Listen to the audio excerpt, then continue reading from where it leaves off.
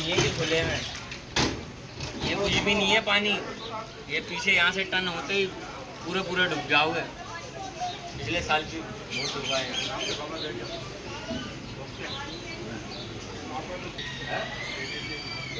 बताओ ना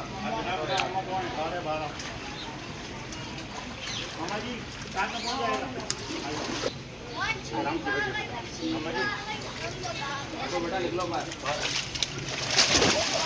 बेटा क्या हो गया? घर में पानी नहीं आ रहा है क्या? आपको जा रहे? चलो लड़के स्टेशन पकड़ो जाओ।